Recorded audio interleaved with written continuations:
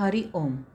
योगदास जय गणेश जोशी यांनी प्रवचनांमधून सांगितलेले कथामृत क्रमांक 34, जेथे झुकाल तेथे परमात्मा असतो.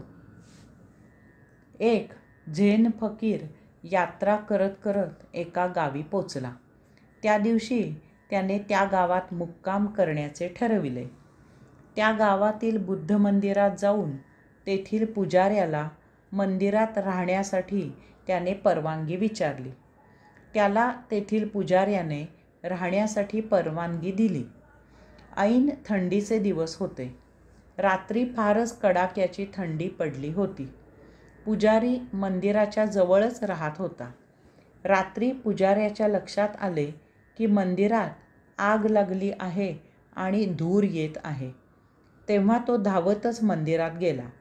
त्याने पाहिले तर त्या फकीराने तेथे शेकोटी पेटवली होती. फकीराला विचारल्यावर तो म्हणाला की थंडी फारच पडली आहे म्हणून शेकोटी पेटवली. पुजाऱ्याने त्याला विचारले की त्यासाठी तुला जाळायला काय मिळाले, कारण येथे तर लाकूड वगैरे काहीच नाही. तो फकीर म्हणाला की मंदिरात लाकडाच्या मूर्ती आहेत, त्यातील एक घेतली. त्या पुजाऱ्याचा विश्वास बसेना. त्या मंदिरात बुद्धाच्या खूप सुंदर 3 लाकडी मूर्ती होत्या.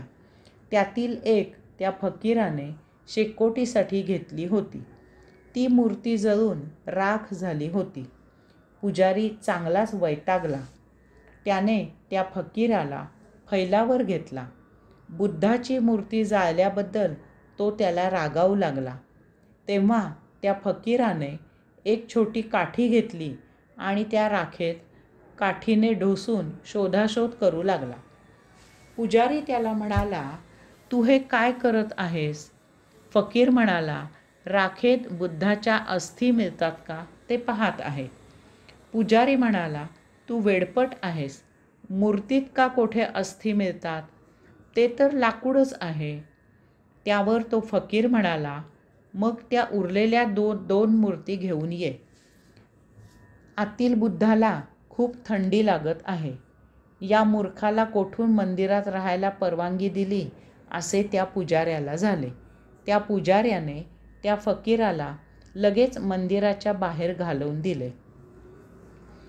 सकाळी जेव्हा पुजारी पूजा करायला मंदिरात आला तेव्हा त्याने पाहिले की तो फकीर रस्त्यावरच्या मैलाच्या दगडाची पूजा करून त्यापुढे ध्यानस्थ बसला होता.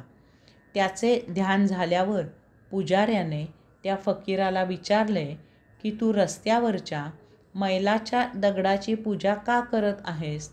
त्या दगडात का बुद्ध आहे? फकीर म्हणाला, आपण जेथे नम्र होतो, नमस्कार करतो, प्रार्थना करतो, झुकतो, तेथेच बुद्ध असतो. हरि ओम.